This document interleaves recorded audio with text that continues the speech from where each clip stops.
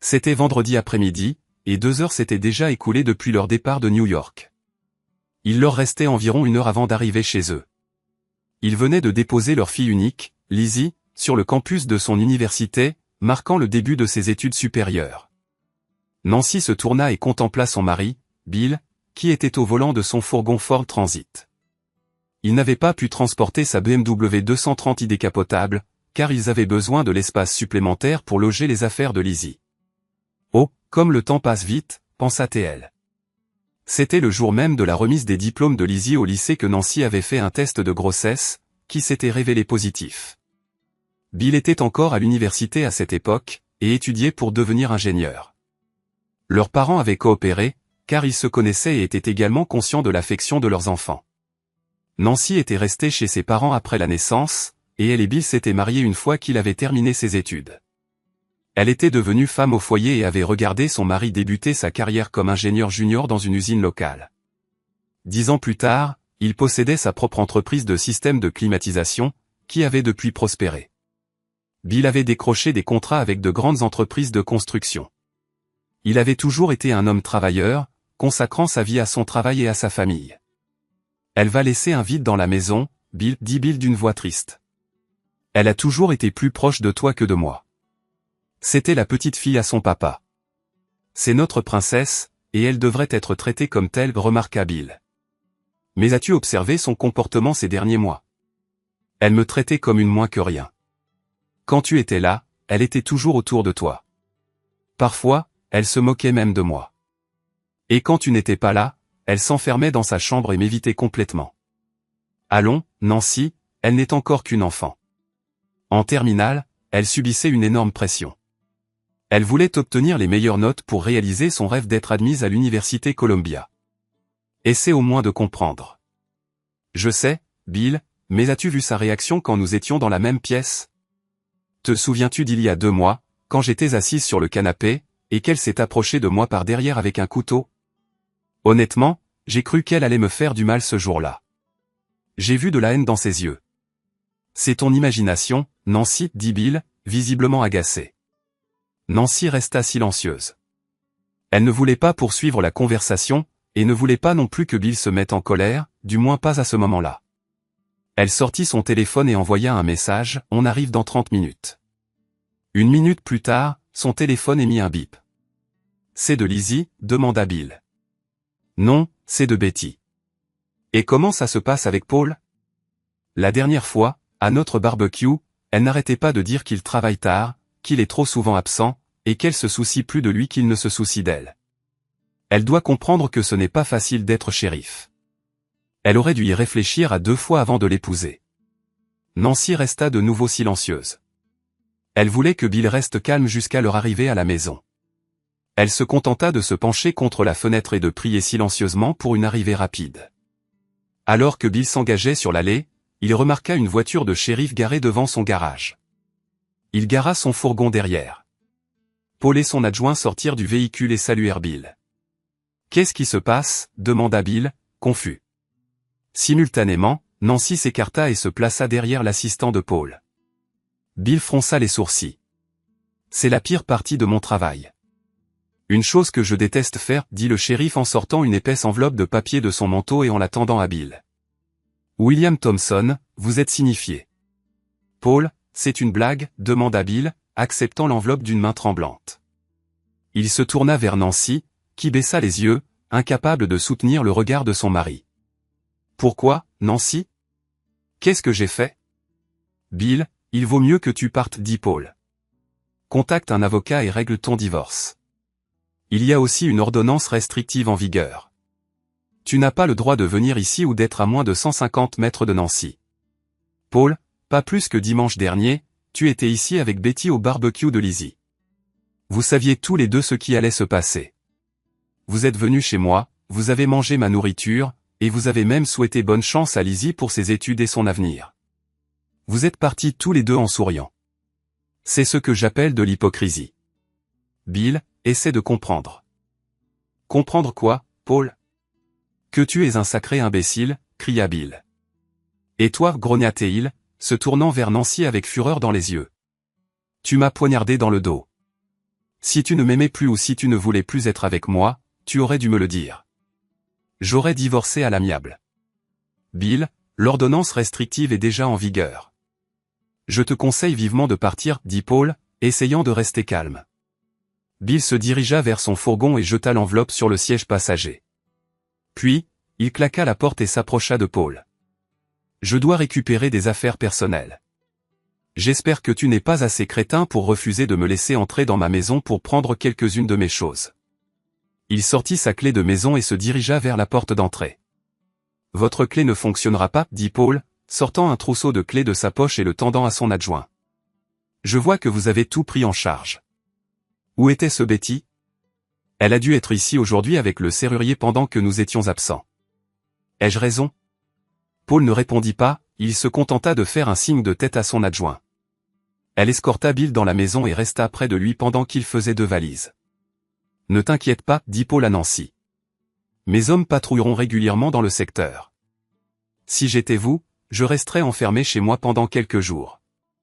Il est extrêmement en colère en ce moment et pourrait faire quelque chose d'imprudent dans un accès de rage. Je resterai à la maison, répondit Nancy. Je vais appeler une amie pour qu'elle vienne passer le week-end. Ouais, une amie, marmonna Paul entre ses dents. Bill sortit en portant ses valises et les chargea à l'arrière du fourgon. L'adjointe tendit le trousseau de clés à Nancy. Bill attrapa l'enveloppe, en sortit les papiers du divorce et commença à les lire.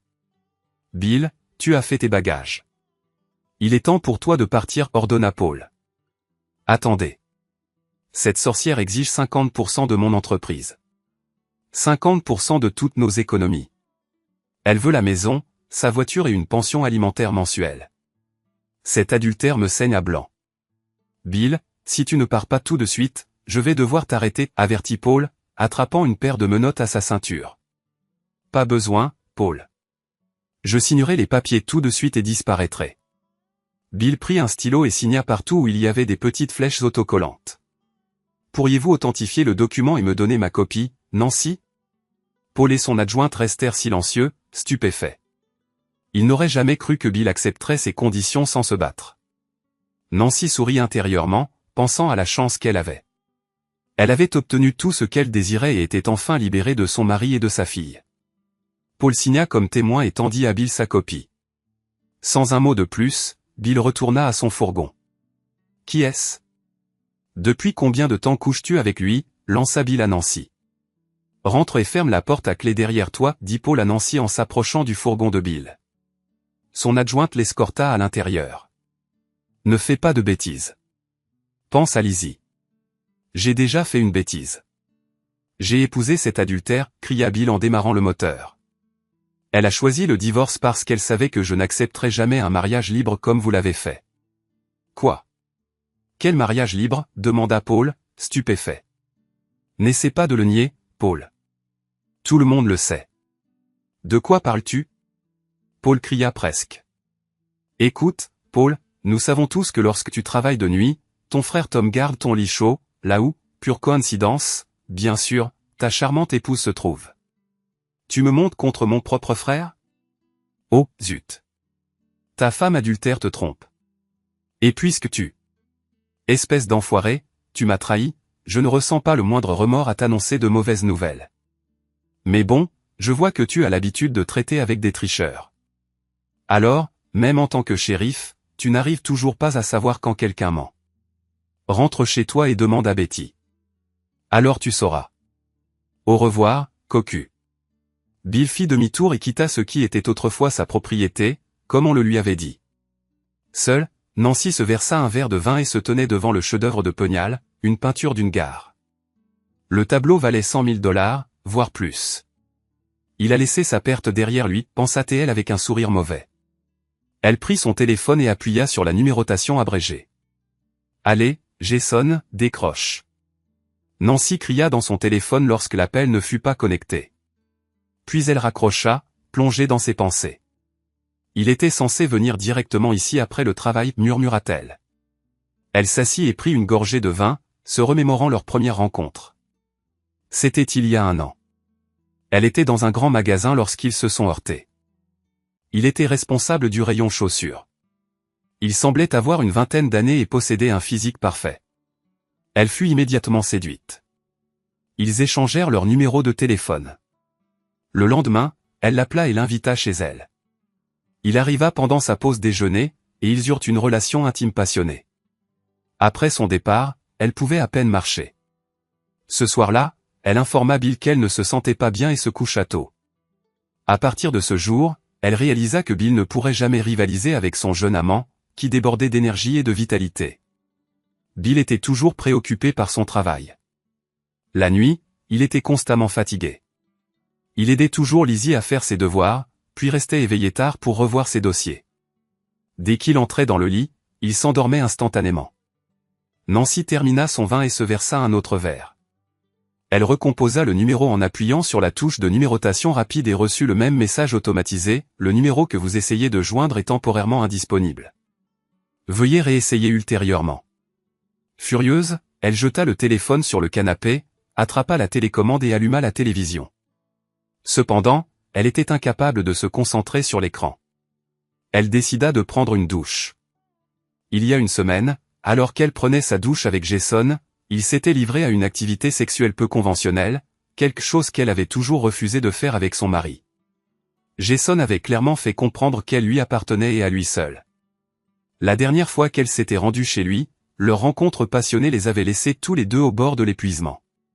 Possédant un jeu de clés, elle appréciait la liberté de rendre visite à son amant chaque fois que l'envie la prenait. Parfois, elle arrivait alors qu'il était au travail et nettoyait méticuleusement tout son appartement. Elle avait garni sa garde-robe de vêtements et de chaussures, rehaussé sa présence avec de l'eau de Cologne, et lui avait même offert une montre extravagante pour son anniversaire. De temps en temps, elle lui versait une allocation généreuse. À l'occasion, elle lui permettait de conduire sa BMW. « Oh, mon Dieu, j'ai besoin de lui tout de suite », pensa-t-elle, je suis terriblement excitée. J'ai besoin qu'il soit avec moi, murmura Nancy à elle-même. Elle s'efforça de se souvenir de la dernière fois qu'elle avait été intime avec Bill, mais le souvenir lui échappait. Était-ce il y a 3 mois? 6? Peut-être même plus longtemps?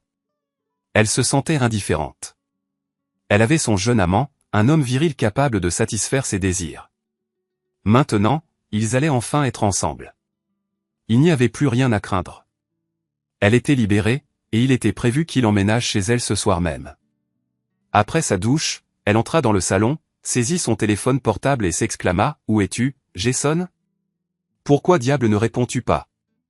Elle se dirigea ensuite vers la cuisine et prépara un repas léger.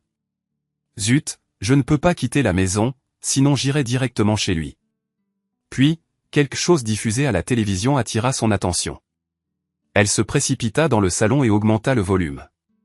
Horrifiée, elle vit Paul, menotté, être escorté vers un véhicule de police. Le shérif Paul Anderson a d'abord tiré sur sa femme à la tête. Puis il s'est rendu sur le lieu de travail de son frère et lui a tiré dessus 5 fois. La femme et le frère sont décédés, déclara le présentateur du journal télévisé. Nancy éteignit la télévision et s'assit, complètement abasourdie. « Oh, Betty, je t'avais dit de faire attention. » Elle se souvint que c'était Bill qui avait informé Paul de l'infidélité de sa femme, et elle éclata en sanglots, reconnaissant que ses propres actions avaient précipité la mort de sa meilleure amie et de son amant. Même si Paul l'avait aidé à faire tomber son mari, son sort ne l'inquiétait pas outre mesure. Cette nuit-là, elle ne put pas dormir. Pour la première fois, elle ressentit une profonde solitude. Elle s'était aliéné son mari. Son amant était injoignable. Sa meilleure amie était décédée.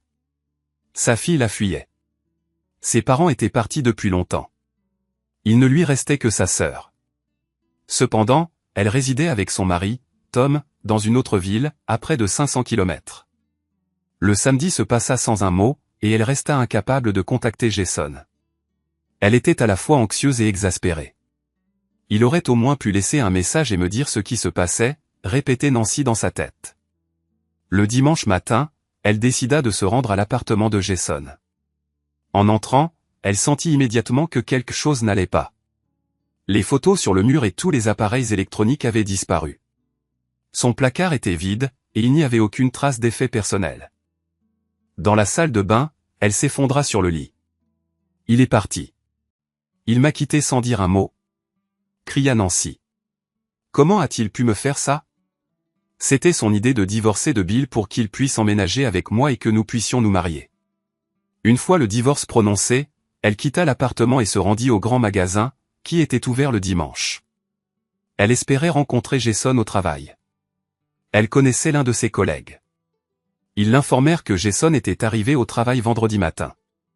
Cependant, environ 30 minutes plus tard, il demanda la permission de partir plus tôt, prétextant qu'il avait oublié son portefeuille. Il n'est jamais revenu, et plus tard dans la journée, il a envoyé par courriel à son supérieur une lettre de démission. Dévastée, Nancy regagna sa voiture. Pourquoi? Pourquoi m'a-t-il fait ça, se demanda-t-elle. Confuse, elle se mit à pleurer. Sur le chemin du retour, elle s'arrêta dans une station-service et, à sa grande surprise, découvrit qu'aucune de ses cartes de crédit ou de débit ne fonctionnait. Elle pesta lorsqu'elle fut obligée de payer en utilisant tout l'argent liquide qu'elle possédait dans son sac à main. Chez elle, elle chercha du réconfort dans l'alcool. Le lundi matin, elle se rendit à la banque et rencontra le directeur d'agence. Elle fut atterrée d'apprendre qu'il restait moins de $5 sur son compte joint avec son mari. « Madame Thompson, commença le directeur, vendredi dernier, votre mari est venu fermer votre carte de crédit conjointe. Il nous a également rappelé que vous étiez en instance de divorce et nous a informé qu'il ne serait plus responsable du prêt immobilier sur la maison ni de vos mensualités de voiture. Il doit y avoir une erreur. Ma voiture était entièrement payée, et le prêt immobilier sur la maison aurait déjà dû être réglé. » Déclara Nancy, déconcertée. « Non. La banque a émis un prêt pour votre voiture. Nous possédons tous les documents justificatifs, Madame Thompson.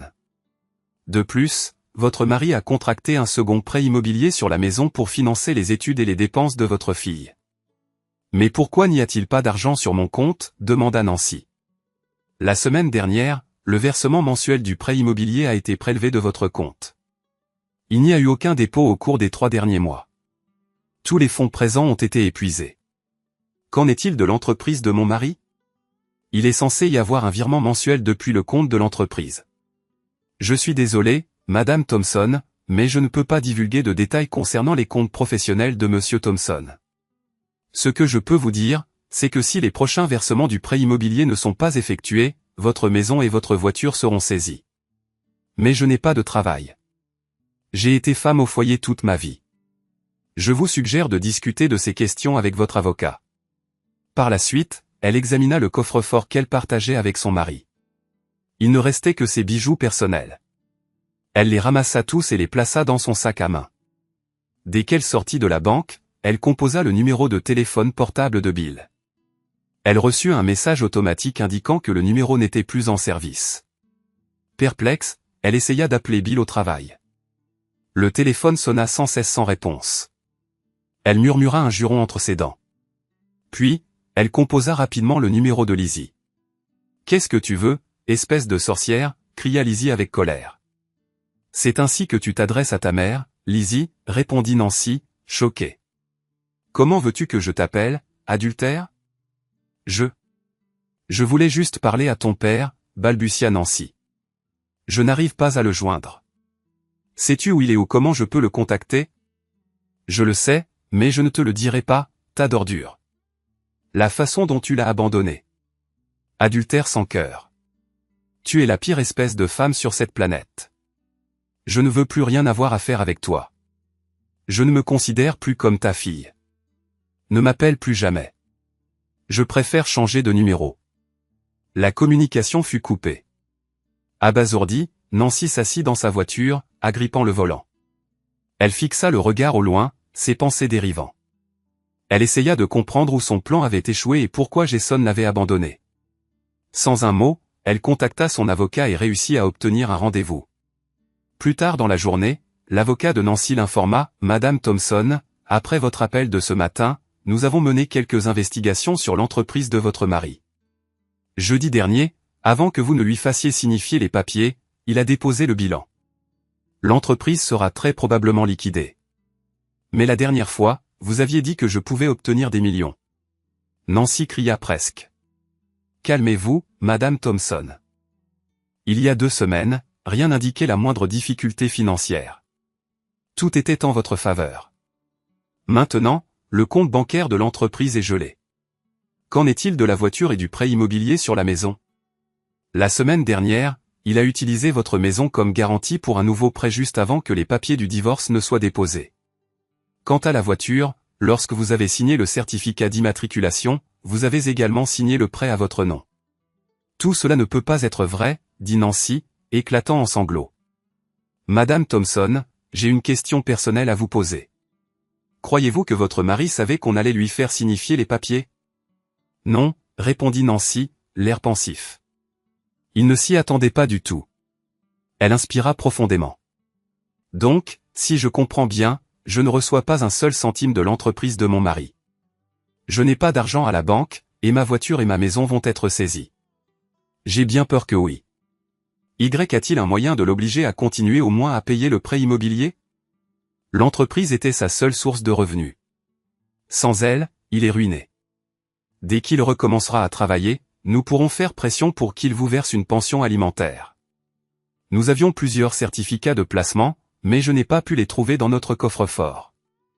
Nous pouvons vérifier quand il a encaissé ces certificats et mener une enquête approfondie sur son entreprise, mais nous devrons également localiser votre mari. Pour l'instant, nous ne savons pas où il se trouve. Tout se fait par l'intermédiaire de son conseiller juridique. Veuillez le retrouver. Une question, Madame Thompson. Tout cela entraînera des frais supplémentaires. Comment allez-vous couvrir les frais juridiques? Nancy n'avait jamais envisagé les implications financières de tout cela. Puis, soudain, elle sourit. Je possède une peinture qui vaut une somme considérable. Très bien. Vendez-la et faites-nous un chèque pour que nous puissions commencer. Pas de problème. Je vous rappellerai bientôt. Et une dernière chose, Madame Thompson. Je pense que vous devriez vous préparer à quitter votre maison. Je te conseille de commencer à chercher un endroit où loger. Elle était assise devant le tableau de Pegnal. Je désirais vraiment te garder, mais à cause de cet idiot de mari, nous allons devoir nous séparer, dit-elle en s'adressant au tableau. Puis, elle prit son téléphone et appela sa sœur. Salut, ma sœur, j'ai besoin de te demander un service. Tu sais, Nancy, je ne t'ai jamais rien refusé. Bill et moi, nous divorçons. C'est une blague, c'est ça? Non, ma sœur. C'est compliqué. J'aurais besoin d'un endroit où rester temporairement. Je me demandais si tu serais assez gentil pour m'autoriser à séjourner dans ta chambre d'amis.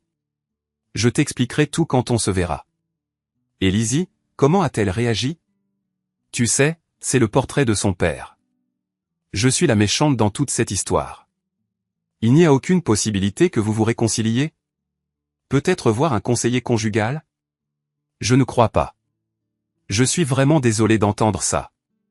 De mon côté, il n'y a aucun problème. Je ne pense pas que Tom s'y opposera.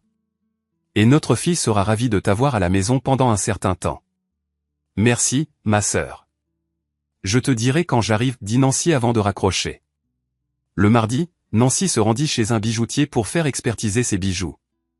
À son immense stupeur, on l'informa que toutes ses pièces étaient en cuivre plaqué or et qu'elles n'avaient pratiquement aucune valeur. Elle maudit Bill de lui avoir offert des cadeaux contrefaits. Ensuite, elle se précipita à la galerie d'art, où elle rencontra un expert. « J'aimerais savoir combien vaut ma Gare de Pegnal » demanda Nancy. L'homme prit le tableau et examina attentivement chaque centimètre carré. Gare est la plus belle œuvre de Pegnal. Il a réussi à capturer toutes les émotions en une seule pièce, l'arrivée, le départ, la joie et la tristesse, tout entremêlé. Il posa délicatement le tableau sur un chevalet et y dirigea une lampe. Puis, il prit une loupe et commença une inspection minutieuse. Après quelques minutes, il se mit soudain à rire. « Y a-t-il un problème » demanda Nancy, perplexe. « Attendez, laissez-moi vous montrer quelque chose. » L'homme apporta son ordinateur portable, le posa sur la table à côté du chevalet et ouvrit un site web. Il appuya sur quelques touches, et une image du tableau apparut à l'écran. Il effectua un zoom sur le coin inférieur gauche. Vous voyez ici, sur le quai, il y a un homme et une petite fille qui regardent une femme s'éloigner en direction du train, le dos tourné. L'homme a l'air très triste, et la petite fille pleure. Je vois. Et alors? Nancy était légèrement confuse. Maintenant, regardez la même partie de votre tableau, dit-il en tendant une loupe à Nancy. Nancy jeta un coup d'œil rapide au coin inférieur gauche et faillit s'évanouir. Dans votre tableau, l'homme et la petite fille rient et font un doigt d'honneur à la femme, comme pour se moquer d'elle. Donc, c'est un faux, murmura Nancy. Oui. Je suis vraiment désolé, mais c'est un bon faux. Oh mon Dieu. Nancy tira une chaise et s'assit, désespérée. Je peux vous en offrir $200, dit l'homme. Je veux juste l'accrocher pour que mes amis et mes clients puissent bien rire. Nancy accepta l'offre et sortit, une femme brisée. Son téléphone sonna. C'était le numéro de sa sœur. Salut, ma sœur, dit Nancy, essayant de masquer son désespoir. Ne m'appelle pas sœur, espèce de menteuse, cria sa sœur avec colère. Quoi? Pourquoi? Tom a reçu un email d'un expéditeur inconnu. Il a également été envoyé à tous nos proches et amis communs. Il contenait un lien vers un site web pour adultes. Il y a des tonnes de vidéos de toi en train de coucher avec ton amant, et elles sont toutes horodatées, de l'année dernière à la semaine dernière. Comment as-tu pu faire ça, Nancy? Tu as couché avec un idiot dans ton lit conjugal, et certaines scènes se déroulent dans une chambre de motel miteuse, hurla sa sœur.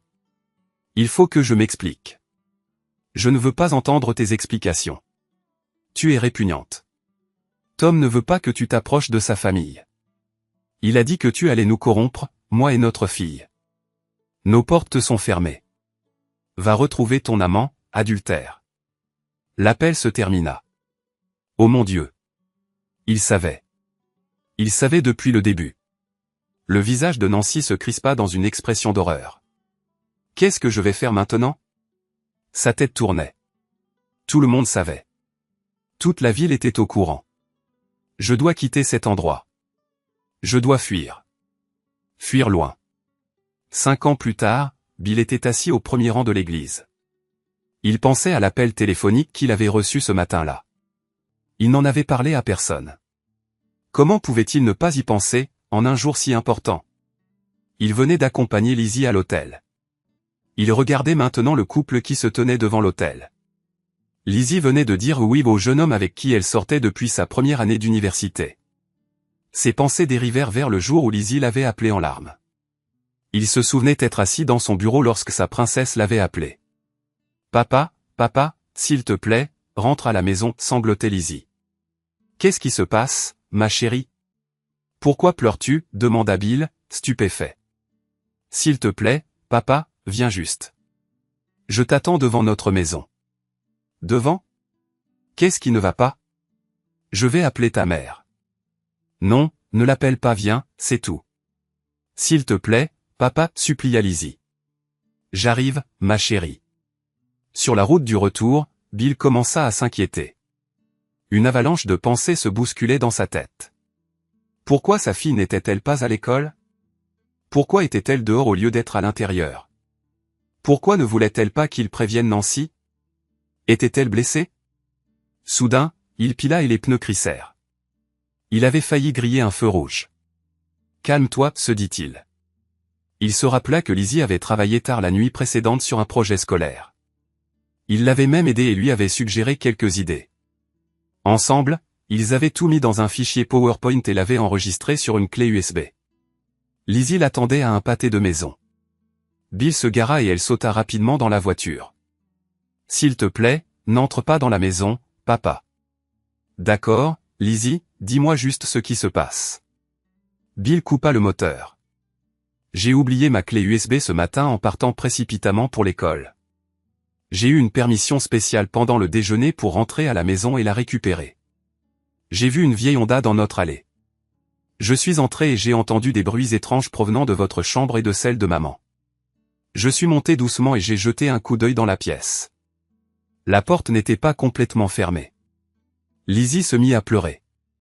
Ça va aller, ma chérie. Respire profondément, dit Bill d'une voix apaisante en lui caressant doucement le dos. Prends ton temps. J'ai vu un homme allongé avec maman. Il faisait l'amour, papa. Elle te trompe. Elle nous trompe, Lizzie sanglota à nouveau. Bill resta bouche bée, choqué. Il réalisa que sa fille de 17 ans savait ce que signifiait tromperie et sexe. Tu es sûr de ce que tu as vu? Il se tourna pour la regarder. J'ai filmé ça avec mon téléphone. Elle sortit son téléphone portable et l'alluma pour son père. Le monde de Bill s'arrêta soudainement lorsqu'il entendit les gémissements de Nancy. « Fais-la sortir de la maison, papa. Je ne veux plus la voir. Ce n'est pas ma mère. Ma mère ne ferait jamais des choses pareilles. Il faut que je réfléchisse. » « Qu'est-ce que tu dois réfléchir? Mets-la juste dehors. » « Ce n'est pas si simple, ma chérie. Il y a des procédures légales à suivre. Dis-moi, papa. Veux-tu encore rester avec elle? Veux-tu encore coucher avec elle? Je n'excuse pas la trahison. Mais nous devons comprendre pourquoi elle a fait ça. Était-ce une aventure d'un soir? Ou est-ce que ça dure depuis un certain temps? Et est-ce qu'elle va continuer? Le voilà, dit Lizzie en montrant la Honda qui sortait de leur allée. Elle détourna le visage avec dégoût. Suivons-le, dit Bill en démarrant le moteur. Ils suivirent la Honda jusqu'à un magasin. Ils aperçurent l'homme en train d'enfiler une veste d'uniforme de travail alors qu'il sortait de la voiture et se dirigeait vers l'entrée du personnel. Il travaille ici. Il est plutôt jeune, observa Bill. Jeune ou pas, je m'en fiche, répondit Lizzie en prenant plusieurs photos du type dans sa voiture. On sait déjà ce qui se passe. Alors, ma chérie, je vais te déposer à l'école, puis je rentrerai à la maison, je prendrai ta clé USB et je te l'apporterai. Je vais dire à ta mère qu'elle n'est pas ma mère, cria Lizzie à son père. Je vais dire à Nancy que tu m'as appelé et que tu m'as demandé de te l'apporter. Je ne veux pas que tu la rencontres seule. Pas maintenant, jamais. Tu comprends? Je comprends. Mais pourquoi? Pour la simple raison que je ne veux pas qu'elle sache qu'on est au courant. Je ne veux pas que tu dises quelque chose par colère. Qu'est-ce que tu vas faire? Je veux savoir tout ce que tu prévois. Je veux que tu me tiennes au courant.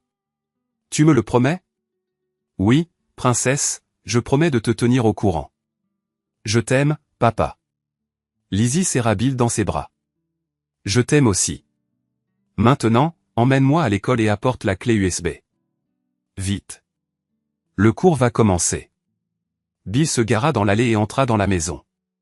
Chérie, je suis à la maison. Nancy se précipita hors de la chambre avec une expression de choc sur le visage. Elle pensait qu'elle venait d'échapper de justesse à une catastrophe. Oh, Bill, c'est toi. Qui t'attendais-tu à ce que ce soit? Demanda-t-il en regardant Nancy droit dans les yeux. Je ne m'attendais pas à ce que tu rentres à cette heure. Lizzie a appelé. Elle a oublié sa clé USB. Il faut que je la lui apporte. Il s'approcha de Nancy et sentit immédiatement l'odeur de sexe sur elle. On a le temps pour une petite galipette? Une petite galipette? Non. Le truc, c'est que je suis un peu fatigué d'avoir fait le ménage, et je suis vraiment en sueur. Tu n'aimerais pas ça. Et tu dois apporter sa clé USB à Lizzie. Tu as raison. Au travail, Bill chercha sur Internet le meilleur matériel de surveillance vidéo et audio, ainsi que des logiciels espions pour téléphone portable. Plus tard, il se rendit dans un magasin d'électronique et acheta tout ce dont il avait besoin. Il prit une décision ferme, à partir de ce jour, il ne toucherait plus jamais sa femme, et comme promis, il partagerait tout avec Lizzie. Au cours des 3 mois suivants, il apprit beaucoup. Il découvrit tout sur l'amant de Nancy, Jason White. Jason venait chez eux presque tous les jours, soit le matin quand il travaillait en deuxième équipe, soit pendant sa pause déjeuner. Les week-ends, quand Nancy était censée faire du shopping, elle passait chez lui s'il ne travaillait pas. Elle avait aussi un double de la clé. Bill découvrit qu'elle achetait beaucoup de choses pour Jason. Il a également écouté une conversation entre Nancy et sa meilleure amie Betty, au cours de laquelle elles partageaient tous leurs secrets. C'est ainsi qu'il apprit que Betty couchait avec son beau-frère. Un samedi, Bill fouilla dans le sac à main de Nancy et trouva la clé cachée au fond. Il se rendit rapidement au centre commercial et en fit faire une copie. La semaine suivante, il se rendit à l'appartement de Jason. C'était un vieil immeuble dans un quartier notoirement mal famé de la ville. L'endroit était tellement bon marché qu'il n'y avait même pas de caméra de surveillance, et l'entrée principale n'était pas verrouillée. À l'intérieur de l'appartement, il installa plusieurs minuscules caméras espions cachées, alimentées par de petites piles boutons au lithium longue durée. Il fouilla également l'endroit et trouva tous les objets coûteux que Nancy avait achetés pour Jason. Bill commença à élaborer un plan pour quitter cette relation, un plan qui infligerait le maximum de dégâts à Nancy et à son amant. Il demanda à un bijoutier de fabriquer des répliques de tous les bijoux de Nancy, dont il savait maintenant qu'ils étaient en réalité du cuivre plaqué or.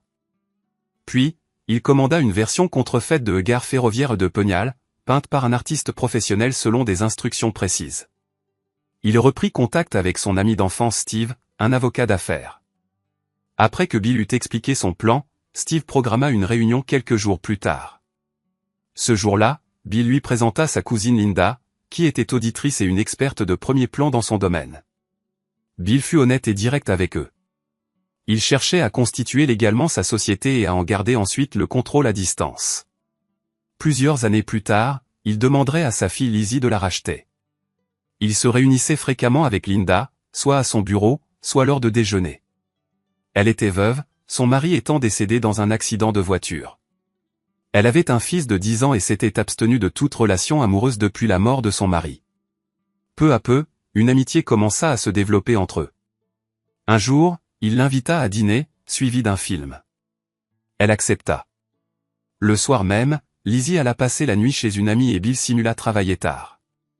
Bill se gara dans l'allée de Linda. « Merci d'avoir accepté l'invitation, dit-il à Linda. C'est mon premier rendez-vous depuis le décès de mon mari.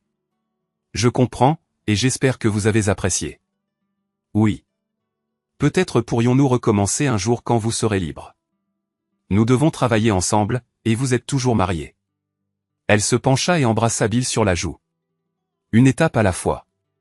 Elle ouvrit la portière de la voiture et se dirigea vers sa maison. Bill suggéra à Nancy de changer de voiture. Elle hésita au début parce qu'elle préférait sa Lexus, mais quand il mentionna que conduire un cabriolet BMW la ferait paraître plus jeune, elle accepta volontiers. La Lexus était entièrement payée, alors Bill la vendit et empocha l'argent.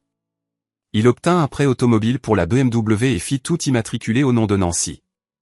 Lorsqu'elle signa les documents, elle pensa qu'il ne s'agissait que du titre de propriété. Parmi ces documents, elle signa également d'autres papiers qui allaient plus tard la hanter. Quelques semaines plus tard, Bill remarqua quelque chose de troublant. Chaque fois que Nancy allait aux toilettes après une activité sexuelle, Jason sortait de la chambre à coucher nu et entrait dans la chambre de Lizzie. Bill attira l'attention de Lizzie sur ce fait, et elle devint absolument furieuse. Ensemble, ils décidèrent d'installer une caméra dans sa chambre. Leur découverte fut profondément troublante. Jason ouvrait son tiroir, prenait ses sous-vêtements et se masturbait avec. L'après-midi même, alors que Nancy était assise sur le canapé, Lizzie s'approcha d'elle par derrière avec un couteau. Si Bill n'était pas intervenu à cet instant, Lizzie aurait pu sérieusement blesser, voire tuer Nancy. Plus tard dans la soirée, Lizzie dit à son père, « Il ne m'emprisonnerait pas si je la tuais.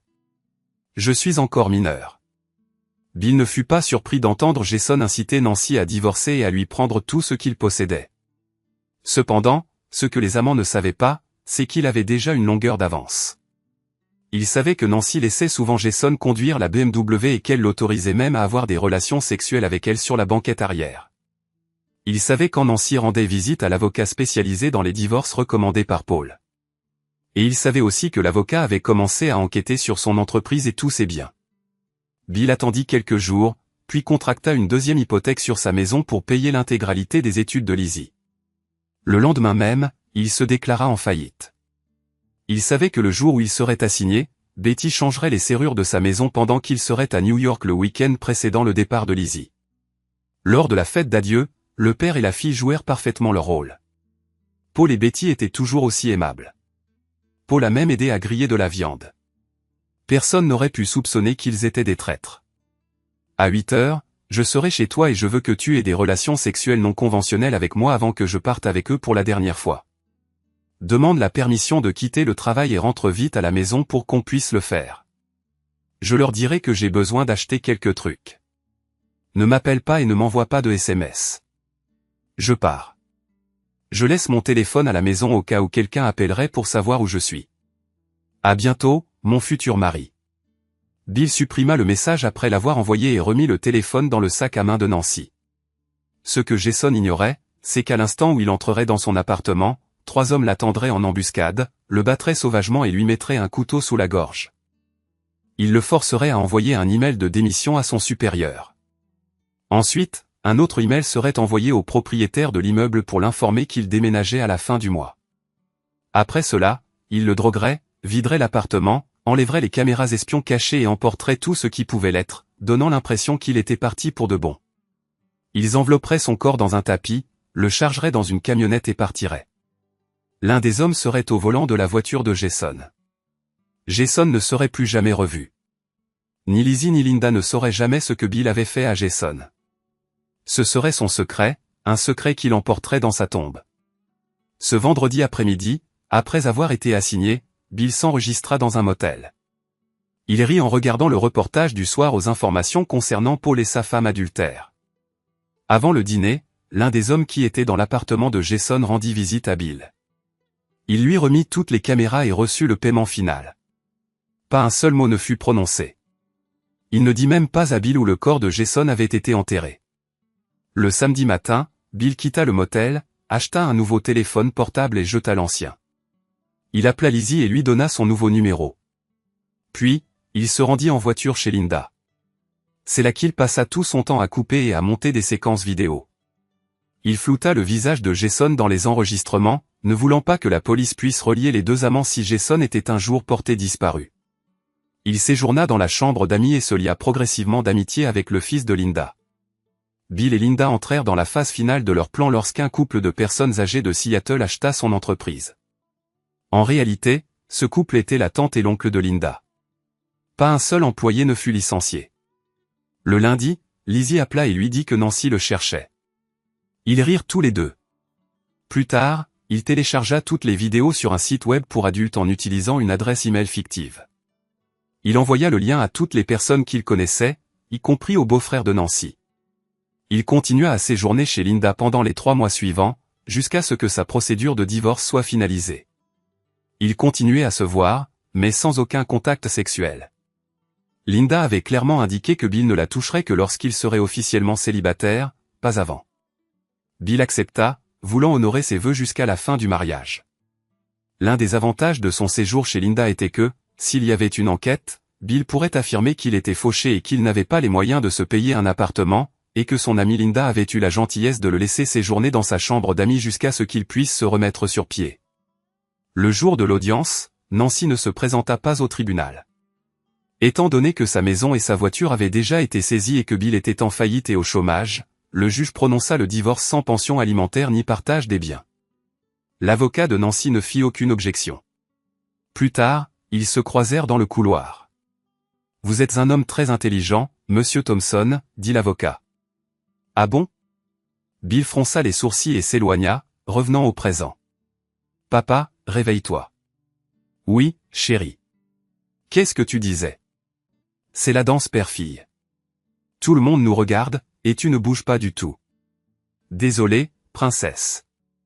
Mon esprit était ailleurs. » Bill prit la main de sa fille, la fit tournoyer, et ils commencèrent tous les deux à bouger en rythme avec la musique. « Maintenant, je dois aller danser avec ta mère, » dit Bill à Lizzie à la fin de la chanson. « Et j'ai promis à mon petit frère qu'il serait 3e sur la liste. » Lizzie sourit. Bill s'approcha de Linda et l'invita sur la piste de danse. Plus tard, il alla au bar et commanda un whisky. Il s'assit et ses pensées dérivèrent vers l'appel téléphonique qu'il avait reçu ce matin-là chez lui, dans sa chambre. « Bonjour, monsieur Thompson. Ici le docteur Henry de Souza de Dallas, au Texas. Cela concerne votre femme. »« Qu'est-ce qui arrive à ma femme ?» demanda Bill, confus. « Elle est dans la pièce d'à accent grave coté en ce moment. Je parle de Nancy Thompson. » Bill n'avait pas entendu ce nom depuis 5 ans. Il se laissa tomber sur le lit. « Je vous écoute, docteur. Je suis psychologue et je suis le traitement de votre ex-femme, Nancy Thompson, dans ce qui sont maintenant les derniers jours de sa vie. » « Ces derniers jours ? » ?»« Oui. »« Monsieur Thompson, avez-vous quelques minutes pour que je vous explique brièvement la situation ? » ?»« Oui, allez-y, » dit Bill, toujours désorienté. « Votre femme, enfin votre ex-femme, m'a raconté sa vie depuis sa plus tendre enfance jusqu'à l'époque où nous nous sommes rencontrés. Elle a dit que vous étiez le seul homme qu'elle ait jamais connu jusqu'à ce qu'elle rencontre un certain Jason et fasse une erreur qu'elle a réalisée plus tard. Elle m'a parlé du divorce qu'elle avait planifié et des conséquences qui ont suivi. Elle est convaincue que vous étiez au courant de cette liaison et que vous lui avez tendu un piège. Elle accepte son sort et la perte de son mari et de sa fille, sachant que c'est elle qui vous a fait du tort. Le jour où elle a quitté la ville, elle n'avait que $200 en poche. Elle voulait aller le plus loin possible, non seulement à cause de ce qu'elle avait fait, mais aussi à cause des vidéos de ses inconduites sexuelles. Elle a pris le premier bus venu et s'est retrouvée au Texas. Elle a trouvé un emploi de serveuse dans un bar miteux de seconde zone, situé le long de l'Interstate 20, principalement fréquenté par des chauffeurs routiers. Le propriétaire lui a donné une chambre au rez-de-chaussée pour une somme modique, mais en échange, il exigeait des relations sexuelles quand il le voulait. 1 an plus tard, elle est tombée enceinte et, comme elle n'avait pas d'assurance maladie, elle est allée voir un charlatan bon marché pour se faire avorter. L'homme a bâclé l'opération et endommagé certains de ses organes internes. 1 an plus tard, le propriétaire a commencé à la prostituer auprès des chauffeurs routiers. Certains utilisaient une protection, d'autres non. Lorsqu'elle a finalement été emmenée à l'hôpital, elle souffrait d'une maladie sexuellement transmissible aiguë et avait déjà contracté le sida. Elle a beaucoup perdu de poids et sait qu'elle est en train de mourir. Son dernier souhait est de vous voir avant de s'éteindre. Docteur, je suis sincèrement désolé d'apprendre cela. Ma fille se marie aujourd'hui. Je vous rappellerai la semaine prochaine. N'attendez pas trop longtemps, Monsieur Thompson. Je vais vous donner ma ligne directe. Et, ma chérie, ne bois pas trop. Tu devras nous ramener à la maison plus tard. Linda enlaça son mari et lui donna un doux baiser. Tu es la meilleure chose qui me soit jamais arrivée, mon amour. Bill repoussa son verre. Je ne te mettrai jamais, toi ni notre fils, en danger. Viens, danse avec moi, murmura-t-elle d'un ton enjoué. Je veux te sentir près de moi. Quelques jours plus tard, depuis son bureau, Bill appela le docteur de Souza et l'informa qu'en raison d'une charge de travail importante, il ne pourrait pas faire le voyage vers le sud. Le docteur suggéra à Bill de parler au moins à Nancy par téléphone, proposant de transférer l'appel dans la chambre où elle se trouvait. Il y avait un téléphone sans fil que l'infirmière pouvait tenir près du lit de Nancy. Bill, c'est toi, parvint une voix fragile du passé. Oui, Nancy, c'est moi. Oh, Bill, Nancy commença à pleurer. Je suis désolé, Bill. Vraiment désolé pour ce que je vous ai fait, avouez à notre famille. Je le paie maintenant. Je t'ai pardonné, Nancy. J'ai continué ma vie, et je suis heureux. Bill prit une profonde inspiration. Je devrais te remercier. Après le divorce, j'ai épousé la femme la plus merveilleuse du monde, et nous avons eu un fils. Lizzie adore absolument sa nouvelle maman, et elles s'entendent incroyablement bien. Au fait, elle s'est mariée samedi dernier. C'était une magnifique cérémonie de mariage. Sa maman s'est occupée de tout. Les enfants de Lizzie l'appelleront sans doute mamie, et nous attendons tous les deux ce moment avec impatience. Bill entendit Nancy éclater en sanglots. Puis il entendit un son aigu, fort et continu provenant de l'équipement médical et une agitation dans la chambre de Nancy. Il attendit, et finalement une voix anxieuse se fit entendre. Monsieur Thompson, ici l'infirmière Angela Smith. Je suis désolé, mais je dois mettre fin à l'appel. Et la ligne se coupa. Bill regarda la photo de famille sur son bureau et sourit. Qui rira le dernier rira le mieux, se dit-il. Det har Bastian Alf. Oh my god, jeg troede, han kunne nå mig. Altså, må jeg godt lige spørge, hvordan siger I det der ord, I lige har skrevet, som jeg åbenbart siger forkert? Jeg tror, han hoppede ud.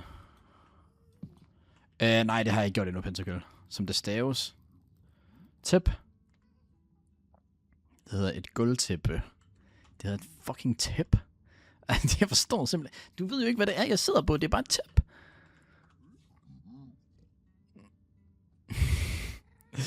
Jeg føler, jeg bliver rage-baitet her. Det er sgu ikke ægte, og det mener jeg. Nå, lad os se, om jeg dør her.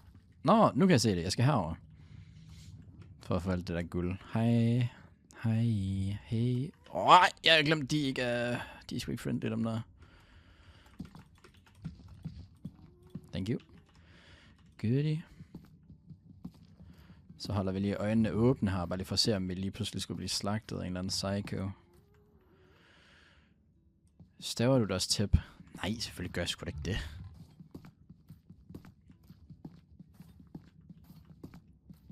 Siger jeg jakke?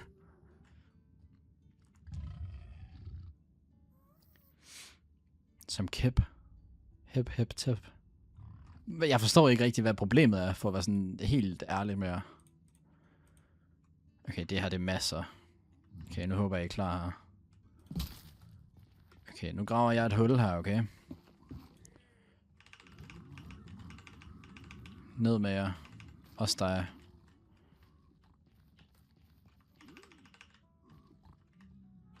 Thank you. Så skal I fandme se trades, I skal. Er du en tip-tisser? Fuck er det, du siger?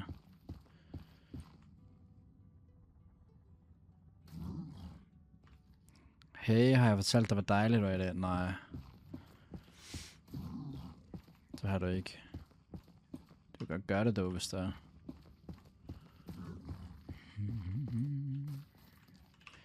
Goodie. Har jeg nok til en chest? Nej, det har jeg selvfølgelig ikke, jo. Tip. Ja, jeg forstår ikke helt. Altså, okay, hvis I skal sidde og dømme, hvordan jeg udtaler ting, så skal jeg også sige, hvorfor jeg udtaler det forkert. Jeg er ret sikker på, at jeg siger det rigtigt her. Skal jeg bruge flere pile? Jeg har stadigvæk ikke noget mad.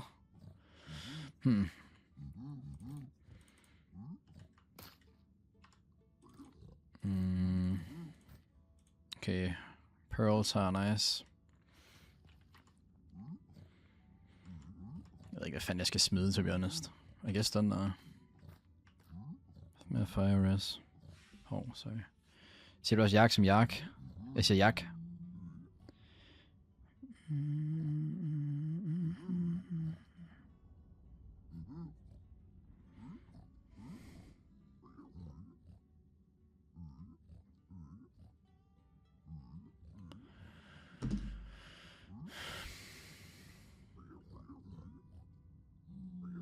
Jeg kan bare fjerne halvdelen af ordet.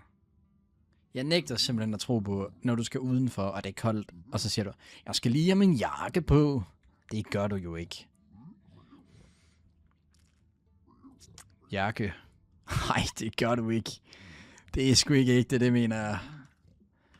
Fuck, jeg bliver ragebaitet i dag.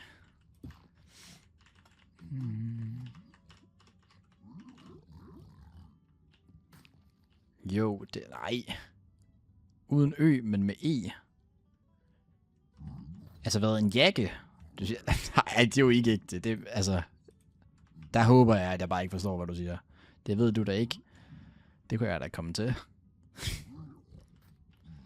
Du bliver smukkere for hver dag. Hvad er din secret? Okay, altså... Skud dig og musse, men vi behøver heller ikke lyve hver dag. Og tak for det, Hyngmin Mikkel. Snak dansk. Det gør jeg jo! Hvordan snakker jeg ikke dansk? Altså, jeg ved godt, de har fået masser af guld, ikke? Nå, jeg samler det op igen. My bad. Nå. Jeg bestilte sgu også lige en dejmis, det kan jeg da godt indrømme. Nå, Martin, har du så spist 2 dejmis på en dag? Ja, det må jeg da indrømme, det har jeg da måske nok. Det måske, altså, er det ikke lige meget? Men er det ikke fint nok, eller hvad?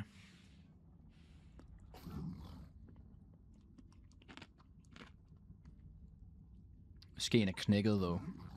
Og det knækker mig.